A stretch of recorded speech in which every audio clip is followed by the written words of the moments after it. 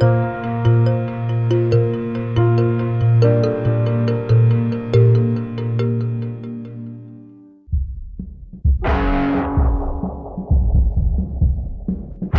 computer hacker group Anonymous is claiming tonight that it took down the website of the Federal Appeals Court in San Francisco this afternoon.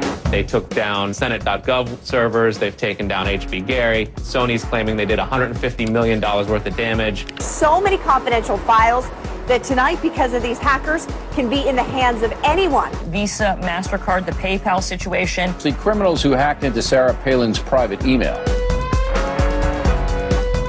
The Church of Scientology says Anonymous is a cyber terrorist group of religious bigots. Anonymous and this other group called Lulz Sec. They seem to be wanting to prove a point. Anonymous kind of was like the big, strong, buff kid who had low self-esteem. And then all of a sudden punched somebody in the face and was like, holy shit, I'm really strong. And Anonymous calls itself the final boss of the internet. And sometimes it proves to be really fucking true.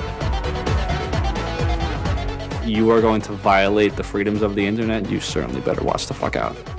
They are kind of the rude boys of activism. There's a real rough edge to them, which I think also is one reason why they garner so much love and hate from people too. They represent a certain sort of chaotic freedom. Individual, young, nameless, faceless folks are having geopolitical impact. I mean, it's both exhilarating to realize that and terrifying to realize that. It kind of depends on how that power is wielded. We are legion. We do not forget. Expect us.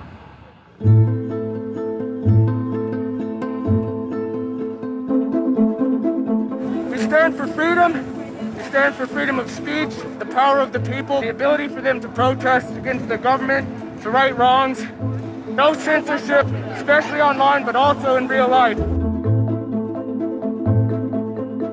We have members throughout society and all stratas of it worldwide. Yet we have no leadership. It's one voice. It's not individual voices. That's why we don't show our faces. That's why we don't give our names. We're speaking as one, and it's a collective. Good timing.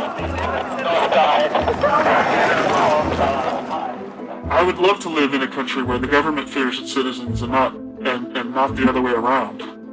But right now, plenty of anonymous actors are in hiding because of fear of reprisals by the government. I've been called many things. There's unpatriotic. That we're just a bunch of children sitting in our parents' basement. I got called a terrorist sympathizer. We've been called kids, we've been called cyberbullies, we've been called hooligans, and sometimes those words aren't entirely unfair, but this is a serious political movement. No one, in the general public really seems to get it. What they don't seem to get is that the ability for Anonymous to be everything and anything is its power. Anonymous is a series of relationships, hundreds and hundreds of people who are very active in it and who have varying skill sets and who have varying issues they want to advance and who are collaborating in different ways each day. They're a little bit like a prism or kaleidoscope. They've got many different facets and many different sides.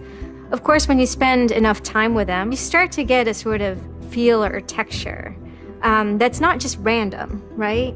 Yet it's very multifaceted, very rich, which does span from the quite lighthearted to the very, very serious. Bob Dylan had a line in a song just saying, to live outside the law, you must be honest. They might do something which isn't technically correct, maybe it's not legally correct, but they're doing it for purposes that in their minds at least are ethical. People who know what they're doing, who share an ethos, who have a commitment to exposing and humiliating the man, who have a very low tolerance of lies and what they perceive as evil on the part of overweening power structures. They share information, they share tools and techniques, and they are currently having a very good time. The hacker culture, as we know it, really sprang from one place. It was MIT, and it was specifically the people in the Model Railroad Club, the Tech Model Railroad Club. Hacking originated as humorous pranks. When the guys at MIT put a Volkswagen up on top of the dome of the building, and people woke up and saw the car up there in the morning, or they measured a bridge by the body lengths of somebody. I would say his name was Brian, and discovered the bridge over the Charles River was, 822 Brians. These are funny things. That's where hacking originated, and it migrated into engineering and computer communities. It's witty, it's pranks. I'm Chris Weishopel, former member of the Loft. We don't necessarily say hacking group because it makes it sound like we're hacking, so we used to call it a hackers think tank. Hacktivism was a term coined by a group called Cult of the Dead Cow. The Cult of the Dead Cow was really kind of sort of like a propaganda type of organization. They had a guy who's the minister of propaganda. They're kind of merry pranksters. Like everything they did was completely over the top. One of the guys there coined the term hacktivism because he saw one of the things his group was doing, which he called hacktivism, was writing software that people in other countries could use to communicate securely, even if their government was spying on them. So the principle was really, it was freedom of expression. It was everyone should have access to the internet. Everyone should be able to communicate and get their message out on the internet. Even more important in countries where there was repressive regimes, that if you said something against the regime, they would come and take you away, and you weren't saying it anymore. Just like in traditional activism, it spans the full gamut from sit-ins or pickets to actually spiking trees and pouring sand in, the engines of construction vehicles. I mean, there's real sabotage. The same thing does all fall under the hacktivism label. There is a spectrum. There's sometimes a strong anarchist flavor to it as well. It's resistance to authority and those who would impose groupthink and group behavior on people, which was rightly perceived to be a consequence of the digital revolution as it was used by people in power to do hacking on behalf of righteousness and to redress the grievances of the world. Lance lowered Don Quixote on his horse, nag though she was, flying at the windmills of modern life. Anonymous grew out of what's known as 4chan. And essentially, this is just a website where people can upload images and you don't actually give your name. It's just sort of anonymous. When you look at 4chan, you're often surprised because it looks like a site from like 1995 or something. The idea is very simple. You post a comment and you post a picture. And you can post under your name or anonymously. And it's separated into boards about particular topics. So there's topic on anime, there's topic on weaponry. There's like a 4chan board for origami, and you just upload interesting pictures of origami.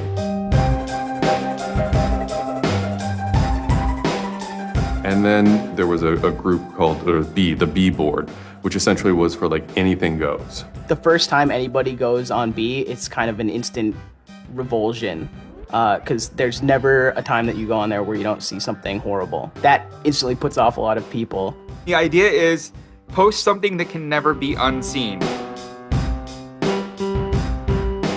Half of the posts on B are there specifically to make people not want to come back to B. It's what you get when people are allowed to express themselves with absolutely no restrictions whatsoever.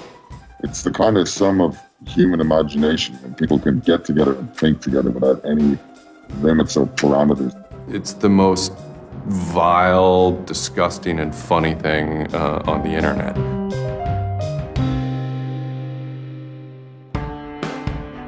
One of the important things about 4chan is to have a thread that really explodes and lasts for a long time. If it doesn't, then it disappears. It's a site that's not archived. So it creates conditions for anything that grabs attention at some level. And so humor and grotesqueness as a result are quite good for that. I'd rather just be referred to as anonymous, I guess, in the interviews, because I have some docs out on me. 4chan's just where I went to. I grew up on it and I lived there. That's just what I did for fun. It takes a thick skin to enjoy it. But, as long as you're not offended, you'll occasionally come into something really cool or really creative on 4chan. I think the most interesting thing about it is how you can watch memes evolve. You'll see something posted one day, and then a week later, it's got 50,000 derivatives of it. A meme is basically just an idea. It's kind of like a gene, but in the realm of the idea. A lot of the great internet memes that we all know and love, you know, lolcats, right? You know, little cats doing funny things, and then they have, you know, Icon has cheeseburger, right? All that stuff seems to start in this like petri dish that is 4chan b-board.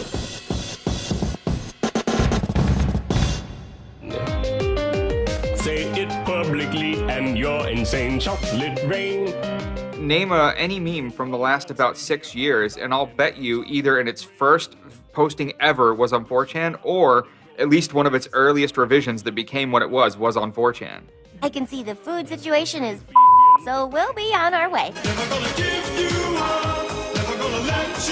It's basically the best breeding ground for internet culture, and as far as I'm concerned. With your neighborhood insurance rates, chocolate rain. 4chan is also very known for acts of trolling. Trolling is a fucking art. Trolling is getting the person you're talking to get as pissed off as they possibly can, and for no reason except for your own enjoyment. Maybe you're trying to illustrate a point, but it's mostly for your own enjoyment. For them, it's funny that like people think the internet is serious business. And if people think the internet is serious business, it's a troll's job to make their life terrible. The idea of anonymous came initially as a joke. I mean, somebody suggested that what if the whole site, what if 4chan, what if B was just one person? And what if that's just one guy called Anonymous sitting somewhere and you're just reading all these posts by one guy? And it kind of looked like that from the outsider's perspective. I mean, there's no way to tell the difference. It might as well be one guy. Fox News did a very famous segment about it. They call themselves anonymous. They are hackers on steroids, treating the web like a real-life video game, sacking websites, invading MySpace accounts, disrupting innocent people's lives. And if you fight back, watch out. Destroy. Die. Attack. Threats from a gang of computer hackers calling themselves Anonymous. I've had 7 different passwords and they've got them all so far. Anonymous hacked his site and plastered it with gay sex pictures. His girlfriend left him. She thought that I was cheating on her with guys.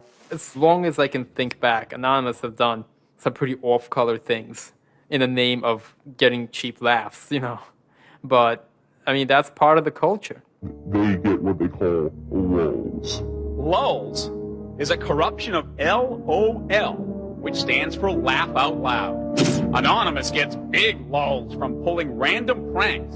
For example, messing with online children's games like Habbo Hotel. Habbo Hotel was this online community where you had an avatar and you walked around and talked to other people. It was kind of like an early version of, you know, World of Warcraft or Second Life or any of those virtual worlds. What the people on B did was invade Habbo Hotel, created, you know, thousands of avatars. They all had this one uniform of a black guy with a big afro wearing a black suit. And so there would be thousands of these people, black guys, black suit, you know, huge afro, walking around this world, and they would do things like form a swastika out of themselves. And I think that was a real landmark because it was when they were able to see that, you know, they can use their numbers to do something really interesting and really disruptive. So we blocked the entrance to their pool, and that just pissed them off so fucking much. It was fucking beautiful. That was fucking just wonderful. Wonderful times. Those kids love that pool. They love the shit out of their pool.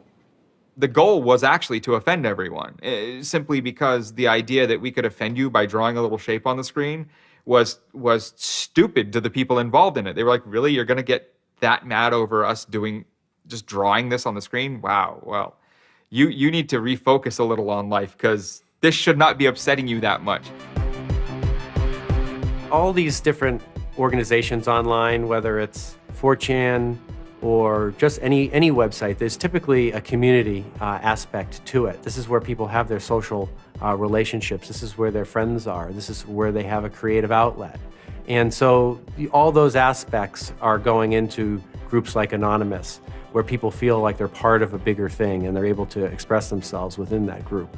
There were certain words, certain phrases, certain ways people respond to things, certain images that were posted that created a pattern, and that pattern was, I guess, the origin of what is now Anonymous. It's like Freemasons with a sense of humor, in so much as they have this common symbology, and one of their chief joys, which is kind of wrapped up in power and secrecy, was the fact that they could recognize each other by referencing these symbols, referencing these phrases.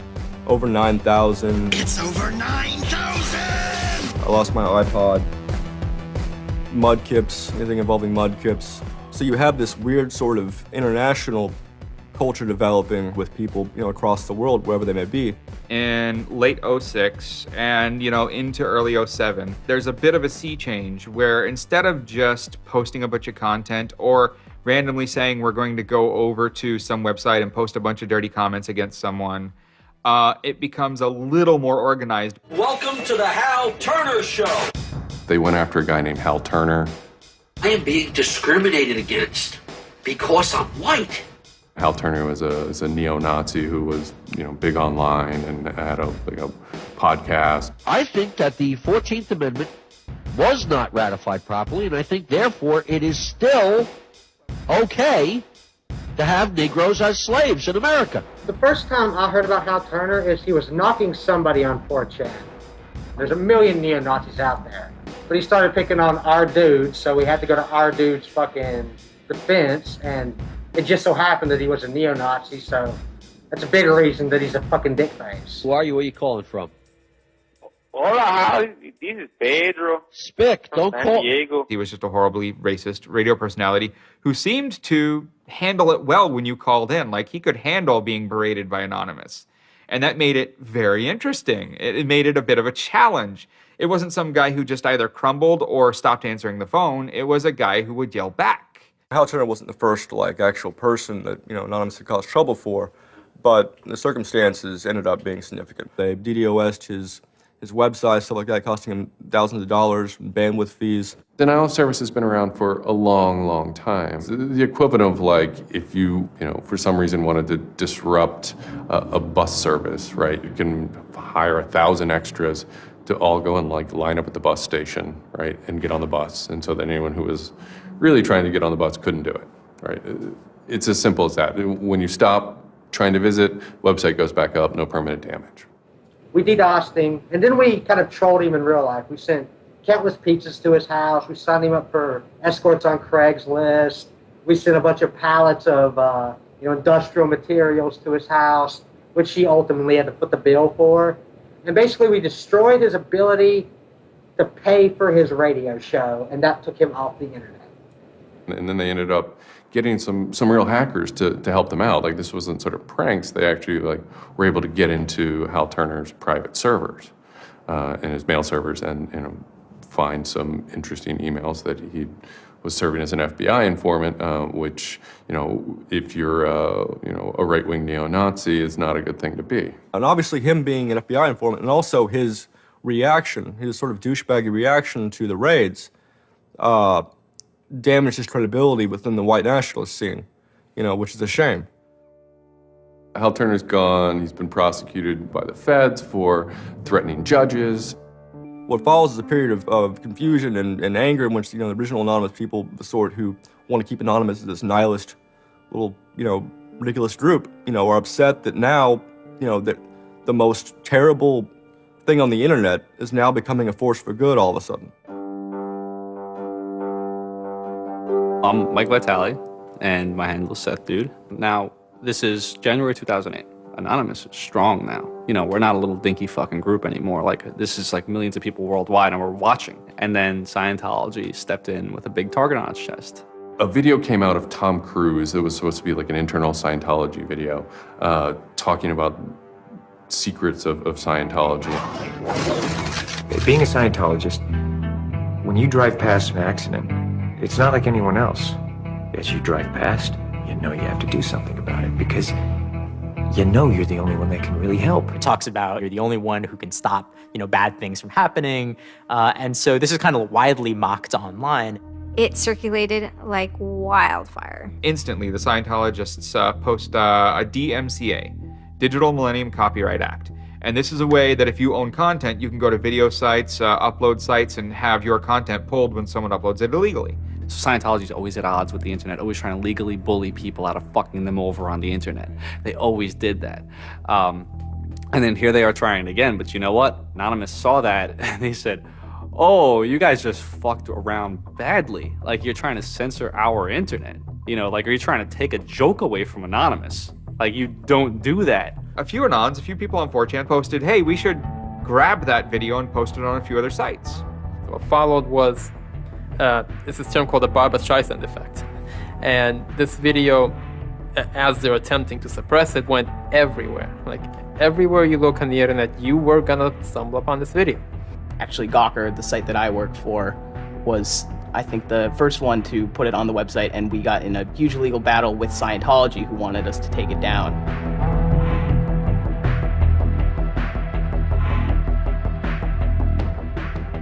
Scientology is an interesting target because in some ways it's the perfect inversion of what geeks and hackers value.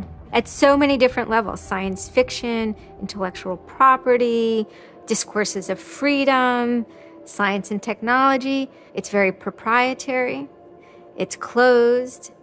And so in some ways, if you had something like a cultural inversion machine and you stuck geeks and hackers in there, you'd get something that looks a lot like Scientology. So it's quite offensive, and there's a real pleasure in attacking your perfect nemesis. And people who knew what Anonymous was to begin with were like, oh my God, Anonymous is going to go to war with Scientology. This should be really interesting. Especially because it's two weird-ass groups. I mean, I've been an Anon for a long fucking time. I know Anonymous is really strange. They're weird, and the stuff we like is weird, and it's really not mainstream at all. Now you have Scientology. Also really weird. A lot of crazy shit goes down. Anybody on the outside who's seeing this is going, let's watch these two retards fight. Like, both their pants are gonna fall down, they're gonna triple, and it's gonna hurt everybody, and it's gonna be hysterical. And then that's when 4chan kind of reared into action, really reared into action. And they started to troll the Church of Scientology.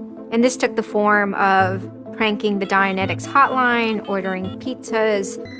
I go to call them on the phone and it's busy. And that's their main fucking Dianetics hotline. Their Dianetics 800 number, you can't get through because Anons have completely fucking clogged it and just probably saying stupid shit. The whole idea was just you call them just to keep them on the phone. What's an Elron? How do I Dianetics my face? They were not expecting that and they couldn't handle it. I'm Brian Mettenbrink. I had just gone to 4chan just on pure happenstance, and I saw a post about the Scientology thing, and I started looking up stuff, and I'm like, oh, this is actually for a decent cause. I think I'll, do this. Anonymous members have developed a distributed denial of service attack tool called Low Orbit Ion Cannon, which is a name taken from a computer game. Low Orbit Ion Cannon is what's called an endgame weapon in Red Alert. All you had to do was literally follow instructions, step by step. What you do is you put in the site, you see that the IP is correct, you make sure that all these settings are good, and you hit the button, and off it goes. And what it does is it tells Scientology.org, in this case, it tells them to send their website to my computer about, I think, it was 800,000 times in a weekend, and I'm pretty sure I probably took it down myself a couple of times. It felt like you were making a difference, just you yourself, and you didn't even have to leave your home, And one of the guys said, we need to make a video. We have to make a video. Hello, leaders of Scientology. We are Anonymous. When the video came out on January 21st, that was one of the first times that Anonymous, as a culture, started referring to itself as Anonymous as a movement. That video probably changed everything. We are Anonymous. We are Legion. We do not forgive. We do not forget. Expect us. It basically looked like if a computer was going to tell you that he was going to beat the shit out of you, this is what it would look like. That one video really galvanized that moment of innovation. That's exactly like with that video, internet activism, as it's known today, was born. And you just see this consensus forming that it's going to happen. So we made the code of conduct. Don't bring weapons. Dress accordingly. Cover your faces, because they will try and find out who you are and screw with your life. Rule number 17. Cover your face. This will prevent your identification from videos taken by hostiles. Scientology has a history of harassing, stalking, and just generally doing horrible things to its critics. So people needed a way to hide their identities. A lot of people had very legitimate fears. They don't want to be followed home. They don't want to be stalked. They don't want to put their families and themselves in danger. Everyone was going, well, we're going to wear a mask. What's the only fucking mask that we all already know or have a joke about? And it's the Guy Fawkes mask. You see the movie V for Vendetta, the ending scene where everyone's wearing the Guy Fawkes mask. That is very reminiscent of what Anonymous thinks Anonymous is.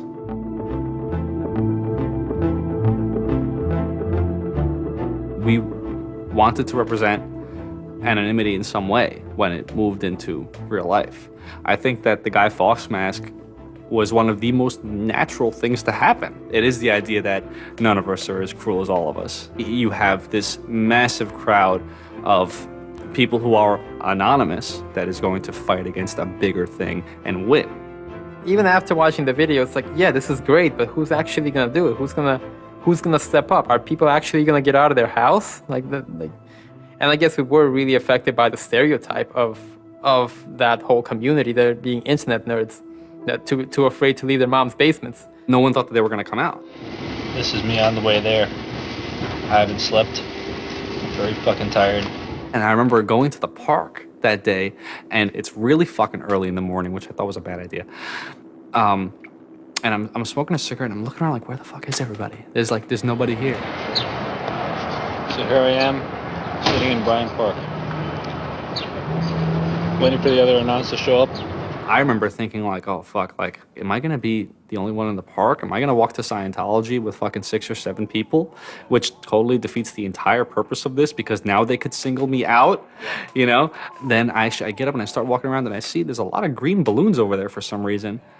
On the other side of the park, there was like fucking 200 people. There was Guy Fawkes masks everywhere. And I'm like, holy shit, this is huge. There's a fucking lot of us. That's pretty good. I had no idea how many Anons there were until we started moving. And it just fucking got bigger. I remember walking through Times Square, and everybody in Times Square was an Anon. This is like a fucking 1,000 person per fucking minute foot traffic area. And everywhere I'm looking, I'm seeing fucking Anon symbols. It was fucking wild. It was really wild.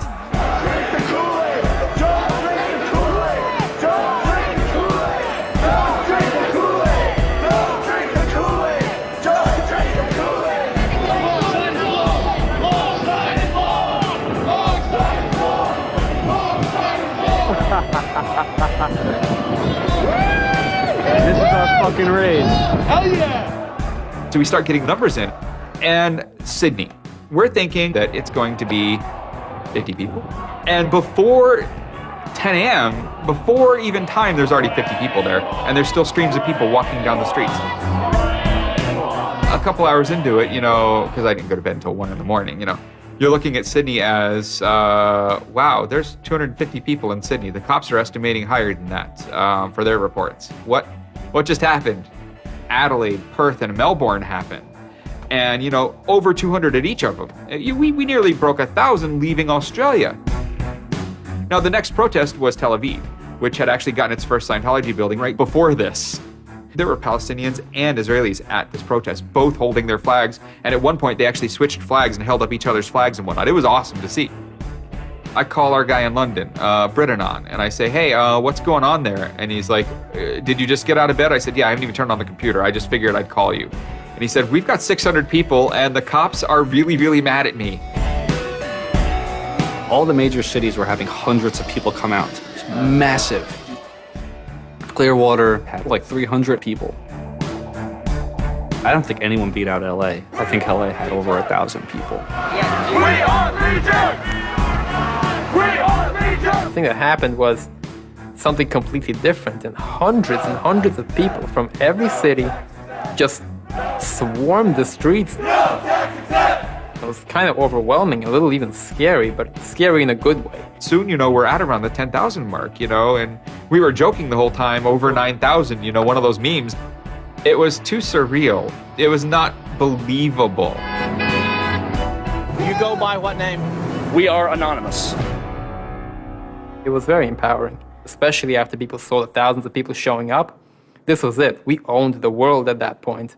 We all met each other. The idea of an Anon is you're fucking alone until you get to 4chan, and then these people all think like you, And all of a sudden, you're not alone. You are with fucking 500 others, They all know the same jokes as you. They all clearly have similar interests as you. Here's your culture. You meet your own people finally. It's perhaps a little surprising.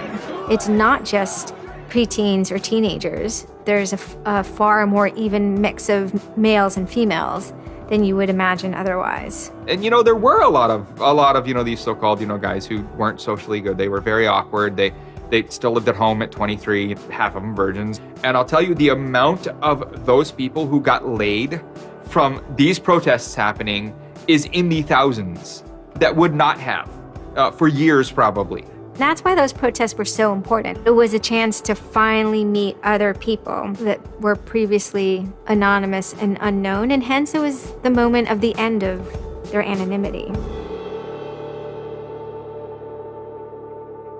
Scientology, they kind of fought back, so to speak. They posted stuff online. While claiming they are peaceful, in less than 3 weeks, anonymous members made or encouraged 8,139 harassing or threatening phone calls, 3.6 million malicious emails, 141 million hits against church websites, 10 acts of vandalism, 22 bomb threats, and 8 death threats against members and officials of the Church of Scientology.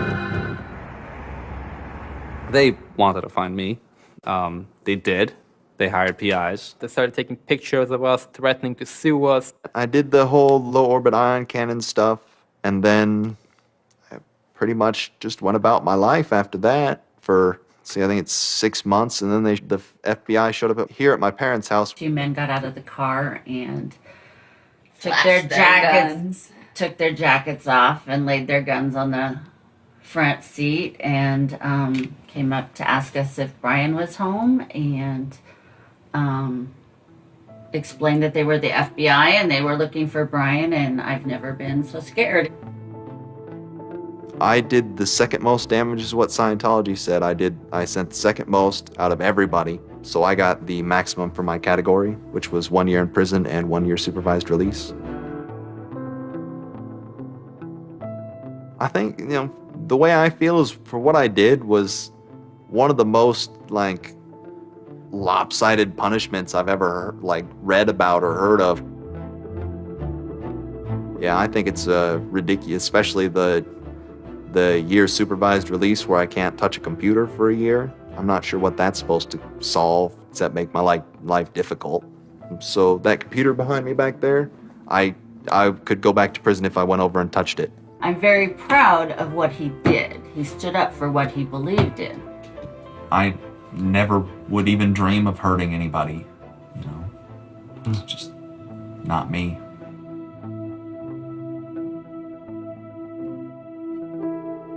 Prior to Anonymous, critics of the church still had to be very, very careful because of the aggressive lawsuits that were launched against academics, journalists, and other critics. I would say that era is over. And Anonymous, more than any other sort of intervention, is probably responsible for that change. This actually caused a decent rift in Anonymous. There was one big group, significant group of people who would say, this Chanology stuff, it's cancer, it's awful, it's bad, it's just bringing attention to us that we don't want. One Anon said it well once. There is no leader. Their ops have momentary leaders, de facto leaders. Almost through meritocracy, there's more respected or more persistent participants. Some people participate in a single operation and are never heard from again. It might even be a housewife who just, agrees with that political statement or that protest. I like to describe this with the picture of a bird swarm. Everybody's flying very, very quiet. Suddenly, one bird flies into the other direction and the mass fly into the same direction, following that person. It's totally okay to say, I'm sorry, I don't take part. When Chronology was running full force, it was like a kid stretching for the first time and actually seeing the real power. If you had asked me all throughout 2008 and most of 2009, is the politics of Anonymous always going to be sutured and hinged to the Church of Scientology? I would have said yes. And it became unsutured, unhinged, when a different political wing was born in 2010.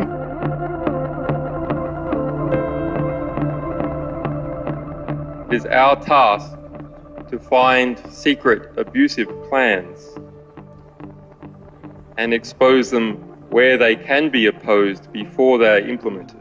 The interesting thing about someone like Assange is that he actually also sprang from, a hacker culture. It's a mentality of spreading information.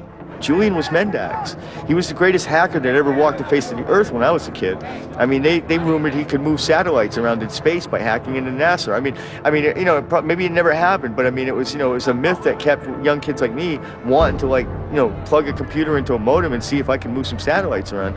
WikiLeaks is an instantiation of the hacker ethos. Truth wants to be free, and we want to liberate it.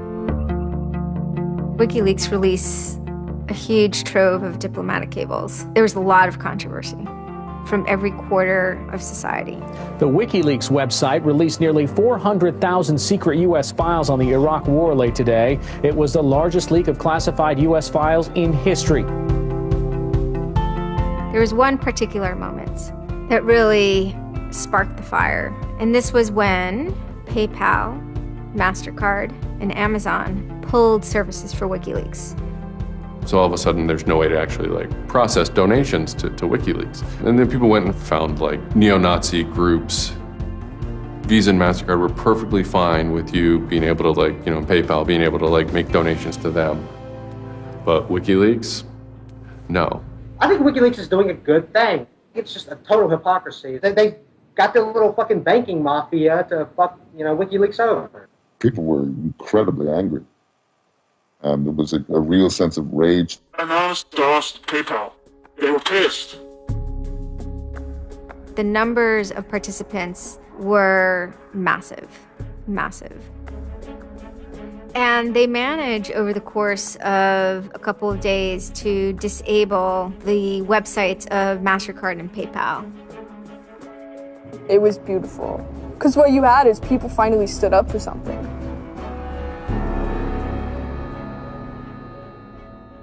My name's Pete Fine. You can call me an internaut or a hacktivist. Telecomics is an ad hoc cluster of volunteer net activists who have spent much of the last year trying to keep the internet running in the Middle East. In kind of the lead up to the Egyptian revolution, we would tweet on people's behalf. We would get people from Egypt who were unable to access Twitter on their own on our IRC network, and we would take reports from them and tweet them out using our account to kind of help them get the word out about what they were experiencing. Some of this shit is personal. And one of the things about the movement as a whole, when Egypt rolled around, is that Egypt broke us emotionally. Watching in real time with live feeds that we helped set up, Egyptians get massacred with machine guns. It was different, and I have never in cyber activism wept before.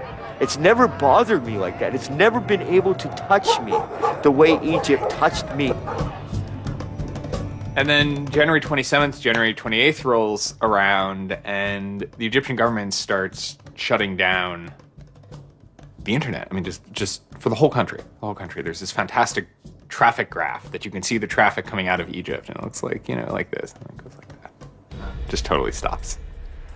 And we were just shocked. We were just like, what the fuck? Like, what the fuck? To think that a country would completely cut itself off as much as it was able to from the outside world was pretty unthinkable.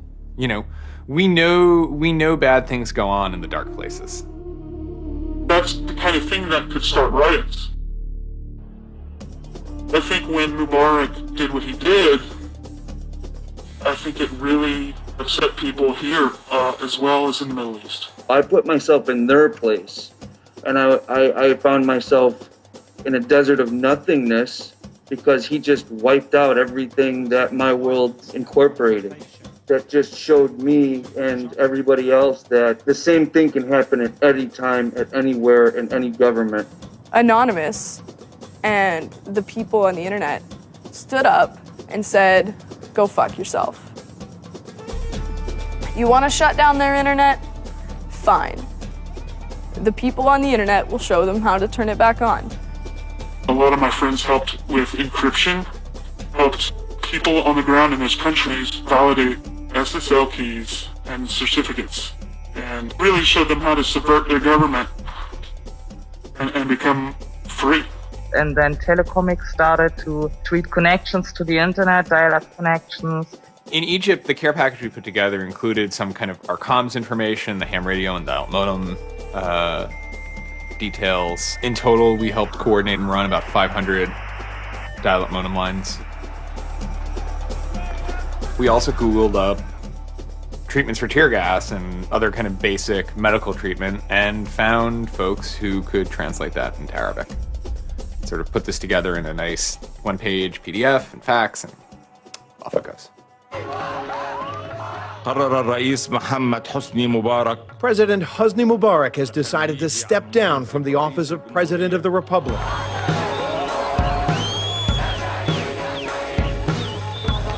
When Mubarak left, it was a hell yeah moment.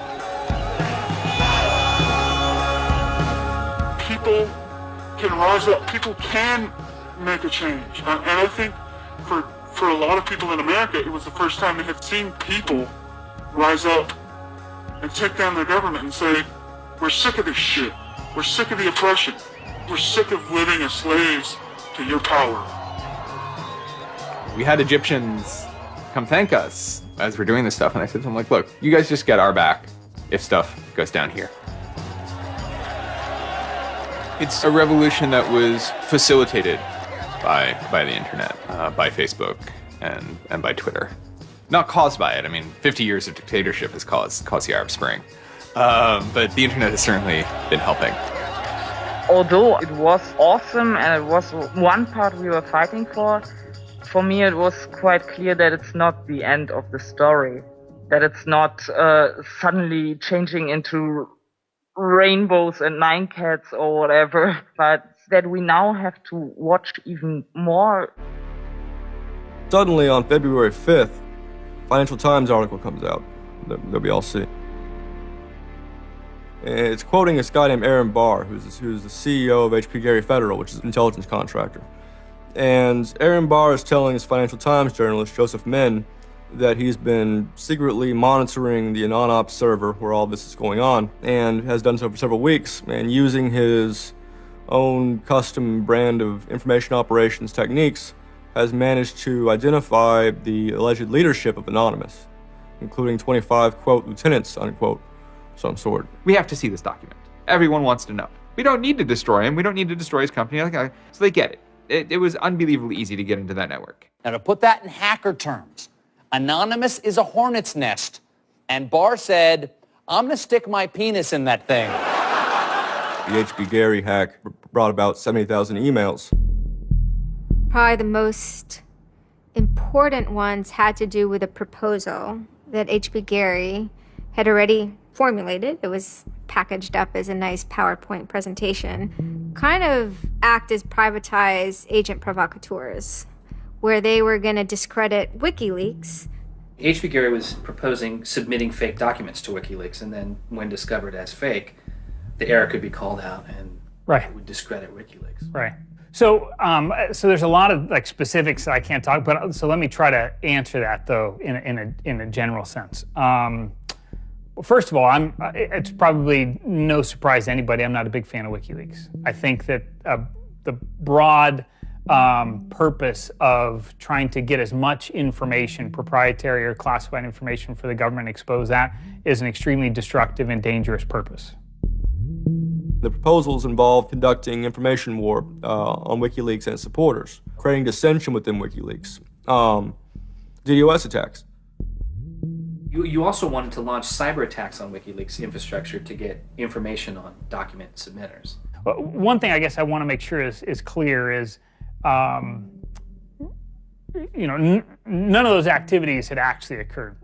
In business, there's, when you start proposing or thinking about an idea, there's a brainstorming phase. And somebody says, well, what if, what could we do? What's theoretically possible? Well, still, this was an idea. This was proposed. This was something that you thought about. Right.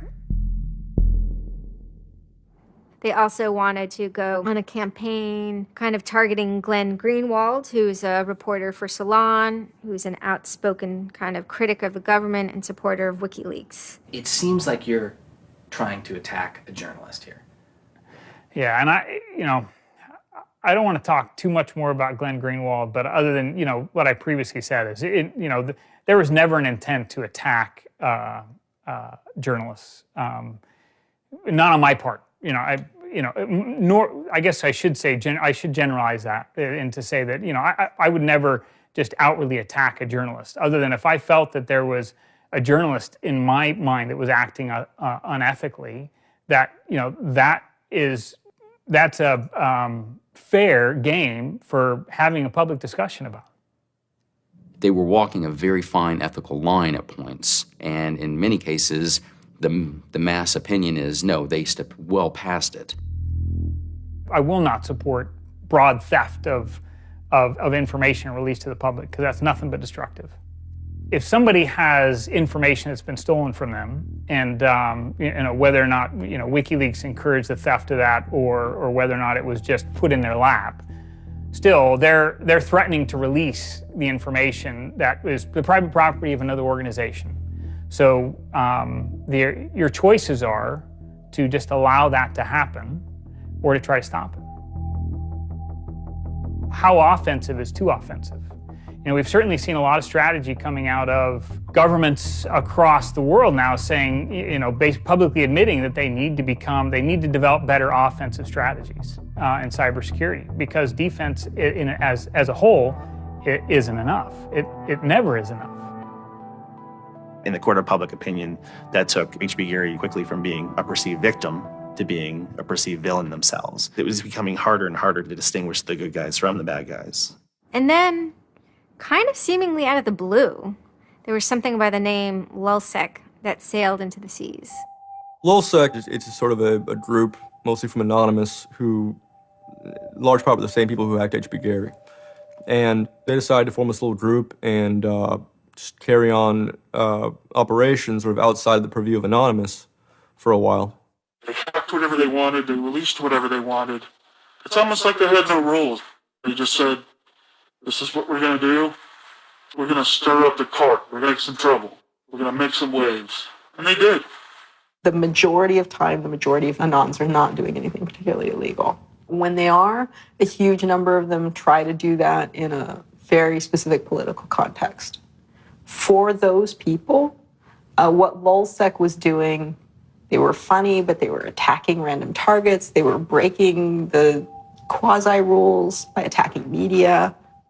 PBS's Frontline runs a documentary mainly focused on Bradley Manning, the alleged leaker to WikiLeaks. And a lot of Bradley Manning supporters didn't like it. They hacked a website putting a story that Tupac and Biggie had kind of escaped the world of celebrity fame and attention and retired quietly and discreetly in New Zealand. Lulzsec, when they attacked PBS, that gave me the creeps, As a journalist, I'm not too thrilled with the idea of someone judging that we don't like you to write that. We don't like your reporting, so we're going to shut down your website. I'm uncomfortable with that. It could be me, and I could be writing something about a group that they didn't like, and I'm happy to sit and talk with them about it, but don't shut my website down.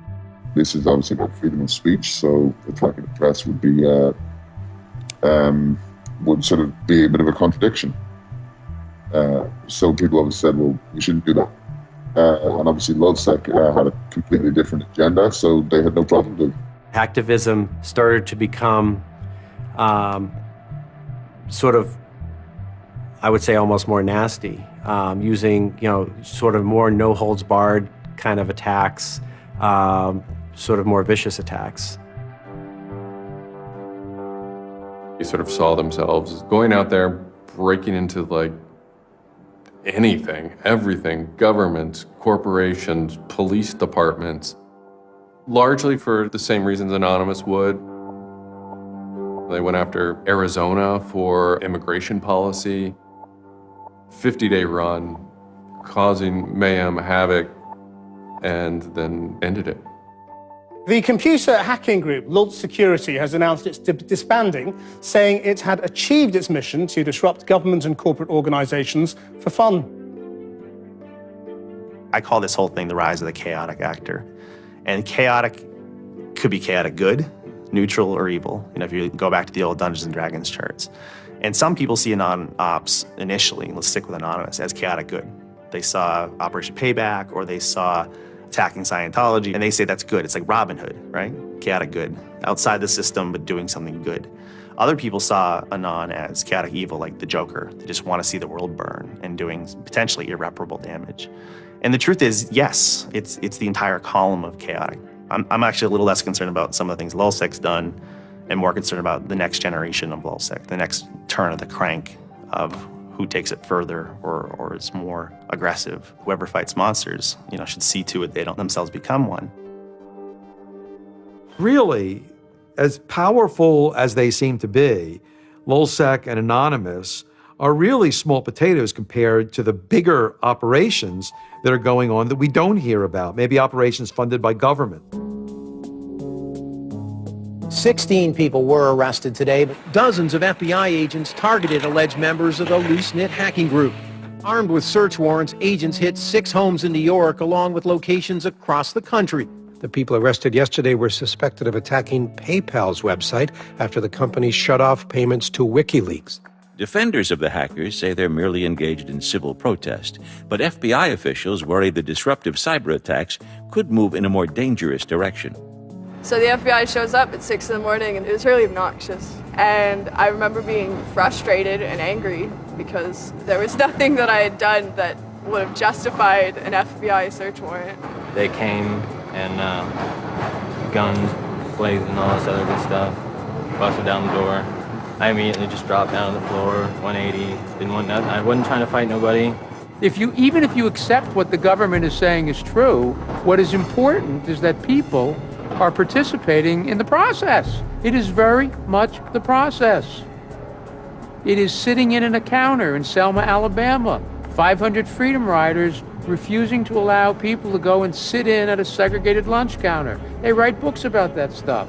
It is demonstrating at a street corner saying no to a war. It's just a different, it's just a different vehicle. It's the same result. There's always going to be legal consequence when you decide to break the law. That comes with the territory. And it would be naive not to expect that. The question is whether the punishment will be proportional to the crime. And I suspect it might not be. People will be watching very closely to see how these cases proceed, on what grounds, and whether there's any room during the trials to think, especially of the denial of service attacks, as a legitimate form of protest. So much of our lives are now configured, at least in part, on the internet. So we better start thinking about how we claim parts of the internet as spaces that we can also protest in.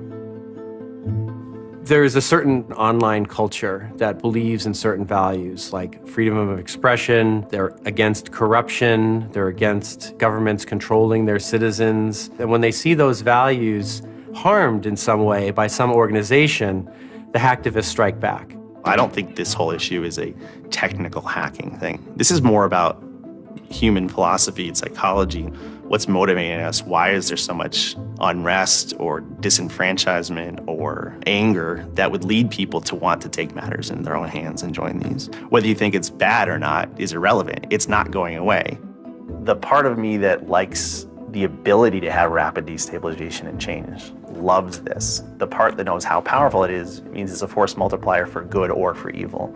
And how that power is wielded and how we want to self-regulate is going to be the most deciding factor in if this is a menace or a benefit. I certainly don't think most of the conversations in law enforcement or the government are informed enough to know how to deal with this. I suppose the question you really want to ask is, would I do it again?